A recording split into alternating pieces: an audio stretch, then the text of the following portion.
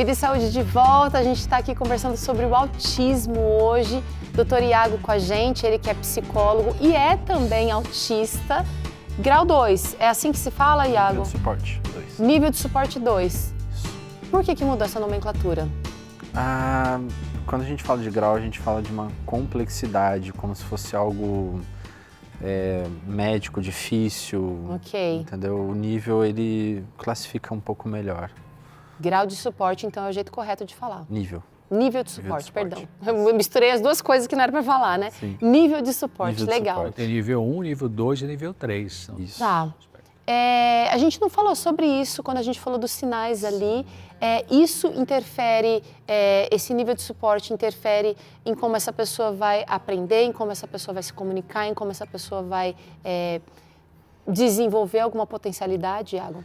Então, de certa forma sim, né? Porque como a gente estava falando que é um cérebro diferente, ele vai vir com comorbidades, com questões diferentes para cada um. Então, no nível 3, a gente percebe que há total comprometimento da fala, da linguagem, né? E, por sua vez, da sociabilização, né? E a necessidade de suporte, por isso o nível de suporte, né? Para as demais atividades, né? Então, assim, é substancial no nível 3. No nível 2, há certos prejuízos na fala, mas como a gente fala de um espectro, é muito relativo, né? Por exemplo, eu sou nível 2 de suporte, mas por conta de algumas outras comorbidades, fator de criação, ambiente, estímulos, a minha fala é mais desenvolvida. Ok. Mas no caso de atividades, de suporte para atividades, os 3 níveis precisam. O nível 1, eu creio que é o nível que mais sofre com certas coisas, porque ele tem nível de suporte, ele precisa de um suporte de atividades diárias, ele tem comprometimento um pouco na fala, só que são questões, assim, ele é um pouco mais, não é mais discreto, funcional. Digamos assim? Mais as ou pessoas menos talvez isso. não consigam perceber esse nível, Sim. essa necessidade do nível do suporte. Porque há mais adequação do meio, né? Ele consegue se adequar um pouco melhor. No nível 2 de suporte, você já vê uma necessidade mais, assim, maior de suporte para as atividades. Por exemplo, ir ao médico, dirigir, que no nível 1 você pode até ter, assim, esse desenvolvimento, até consegue. Mas no nível 2, nível 3, nem falamos disso, porque a gente vê que há um comprometimento total. Ok. Quer dizer, então o nível 3 é o mais sofrido, no certo sentido, ou mais limitante, né, vamos dizer assim, e o nível 1 sofre, como você falou, porque como ele está mais perto da funcionalidade, né, da normalidade, assim, as pessoas podem não ter essa percepção disso e aí... Porque a adequação... Pode haver negligência, né? Sim, a adequação ao meio... ela é a mesma do nível 2, digamos assim. Os sintomas, né, os pontos ali pertencentes ao TEA são os mesmos. Então, uma pessoa no nível 1, ela também tem hipersensibilidade, ela também tem comportamentos repetitivos, ela também tem dificuldade com previsibilidade, só que a adequação é um pouco maior ao meio, mas estamos todos sujeitos às mesmas dificuldades. Agora, mudando um pouquinho, falando de dificuldade, né? Chegou uma interação que eu quero trazer aqui, porque tem a ver com isso, olha só. Quem está falando com a gente é a Ione Patrícia, ela diz assim, o autismo no sexo feminino costuma ser mascarado no grau 1? Quais os profissionais devemos procurar no diagnóstico tardio e se o SUS pode fazer esse tipo de diagnóstico ou pode dar algum tipo de suporte? Obrigada, Ione, ela que está sempre aqui com a gente no Vida e Saúde, Iago. Ajuda ela nessa questão. Então, sim, costuma acontecer mais o masking, que é o que a gente fala, por conta de questões de gênero, né? Então, a mulher, por toda a construção social, por tudo que a mulher passa, ela tende a mascarar mais alguns sintomas. Tanto que é muito comum no consultório a gente vê assim, um diagnóstico de bipolaridade, de borderline, de algum outro transtorno de humor e quem está diagnosticando ignorar ali possibilidade. Alguns outros traços que são pertencentes ao autismo, né? Então, sim, acontece muito isso. A melhor forma de você conseguir procurar uma ajuda para isso, eu sempre coloco para os meus pacientes assim, o caminho das pedras, né? O caminho das pedras procure uma avaliação neuropsicológica, que a avaliação neuropsicológica ela vai trazer ali uma substância, é como se fossem o exame de sangue, né? São alguns testes, não existe um teste específico para o autismo, mas existem testes que podem nortear a gente para o diagnóstico, né? E não chegou lá no consultório, fez, já recebe o laudo. São testes com bastante desdobramentos. Sim, sim, porque a gente vai falar ali de testes de personalidade, de QI, de memória, de desenvolvimento, de interação social, de responsividade social. Inclusive tem o SRS, que é escala de responsividade social. É muito importante esse teste, principalmente num diagnóstico tardio. E a Ione está perguntando se o SUS pode oferecer esse tipo você está antenado, está sabendo de alguma coisa ou não? Não. Pode, mas é meio difícil. Pode, assim, só que o que a gente está precisando hoje em dia é de mais profissionais especializados nessa área. Talvez no CAPS, né, Iago? CAPS, porque existe o CAPS, muitas prefeituras têm o CAPS, né, que é o Centro de Atenção Psicossocial, que é um serviço gratuito de saúde mental, que tem uma equipe multidisciplinar, tem o psiquiatra, o psicólogo, a enfermeira psiquiátrica, tem a assistente social, terapeuta ocupacional. E existe o CAPS AD, álcool e drogas, e tem um CAPS infantil, infância e adolescência. Então, nesse CAPS infância e adolescência, possivelmente você vai ter gente ali que vai ajudar nessa questão. Sim, porque é uma equipe multidisciplinar. Certo. Né? Então, quando a gente fala ali do diagnóstico, não dá para ser, por exemplo, só com um psicólogo, só com um psiquiatra. Tem que ser com todo o suporte que é necessário. Então, tem que haver um profissional da nutrição, um físio, são vários... Um fonoaudiólogo, né, para a questão da linguagem. Né? Sim. Até porque também a gente pode estar falando aí de comorbidades, que são outras patologias que coexistem, no caso do autismo, que coexistem ali com o autismo e que se potencializam entre si. Imagina quando a gente vê ali, né, o tubarão, o tubarão-baleia, aqueles peixes maiores que são seguidos pelos peixes menores, né? É a mesma coisa. Então, ali, tá junto ali e faz parte. Certo. Né? Então, TDAH, alguma deficiência intelectual ou superdotação, dificuldades motoras, síndromes, às vezes, raras, por exemplo, o Ehlers-Danlos, que é uma síndrome relacionada à mobilidade e à musculatura.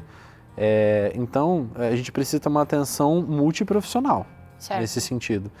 O CAPS pode fornecer isso, mas ainda vejo que é necessário mais assim, atenção e especialização nisso. Conhecimento, até dos profissionais, gente. Chegou uma outra interação que eu estou ansiosa para trazer aqui. Quem está com a gente agora é a Elaine Paiva. Ela disse que recebeu o diagnóstico este ano de TEA nível 1 de suporte e ele agora está com 13 anos. Ele ainda não sabe do diagnóstico.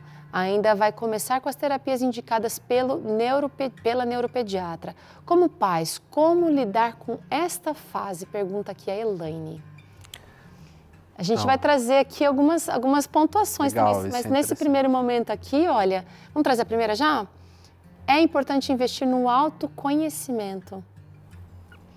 De suma importância, porque assim, no caso dos pais, nós temos a relação de você entender, né, como pai, entender ali que o seu filho é diferente. E aceitar isso é um pouco difícil para os pais, né? A gente até comenta que é uma relação de luto, em que a criança idealizada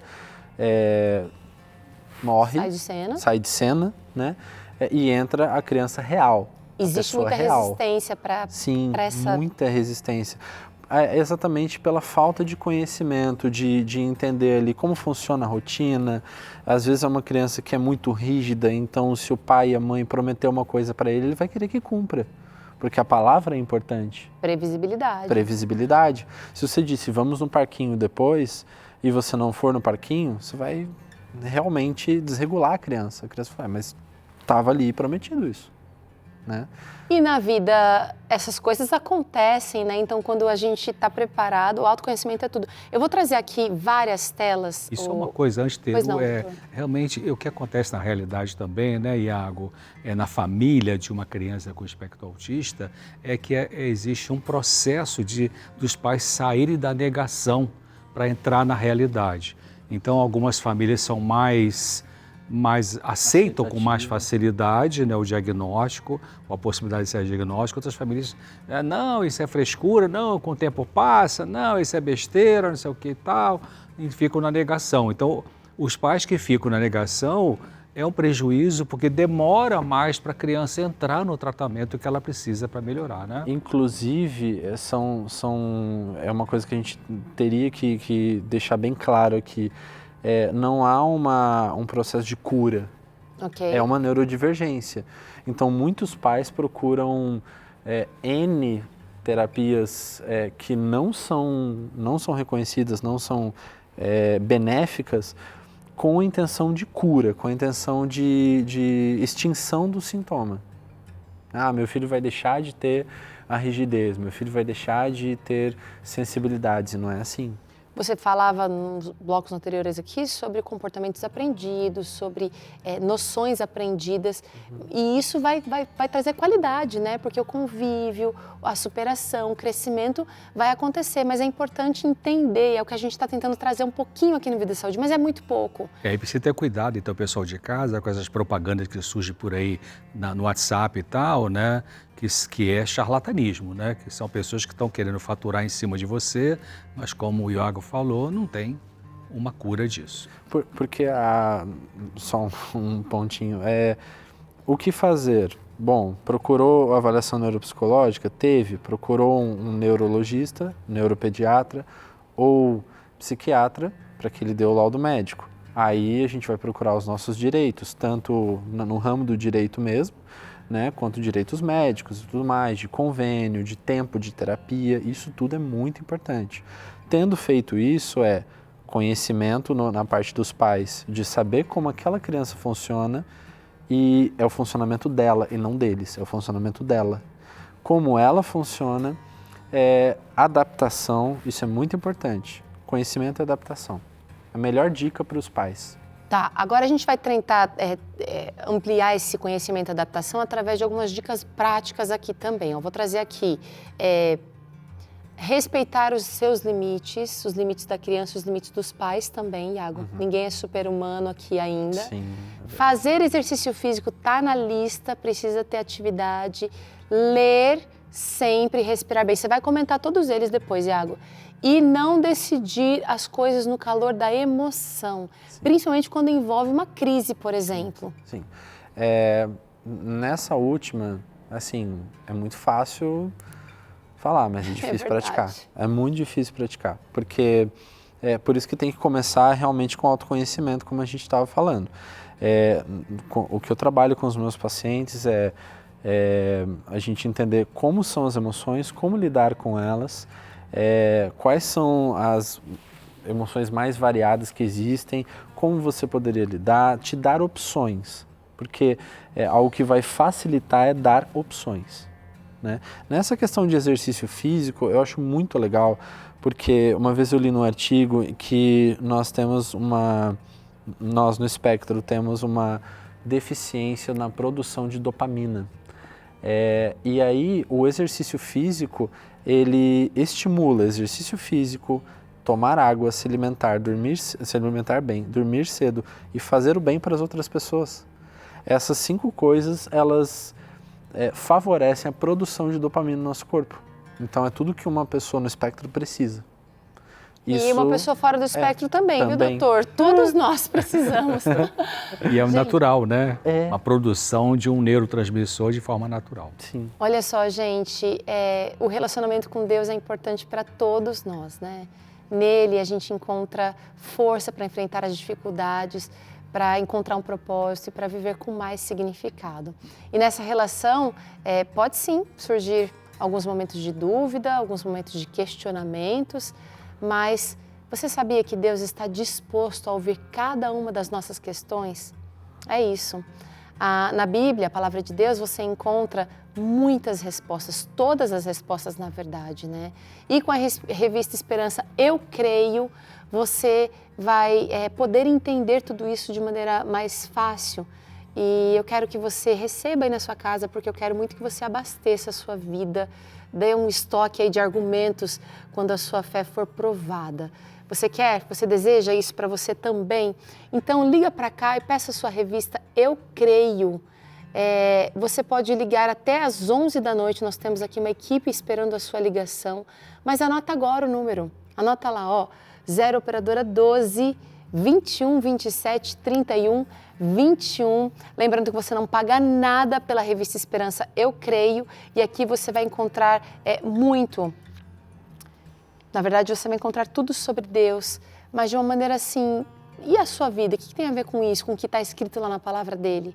Tudo, tudo, tá? Então você não paga nada pela revista Esperança. Se ligar para cá e pedir a sua, você precisa ter o seu CPF em mãos e também um endereço para que a gente possa mandar para você. 0 operadora 12 21 27 31 21 para você ligar agora e pedir a sua revista aí, tá bom? Vamos para o intervalo, na volta o Dr. Iago e o Dr. César vão responder dúvidas que vocês mandaram para cá. E você ainda vai conhecer ainda hoje a história da Rebeca, a nova personagem do Anjinhos da Esperança. Tá ansiosa? A gente volta já.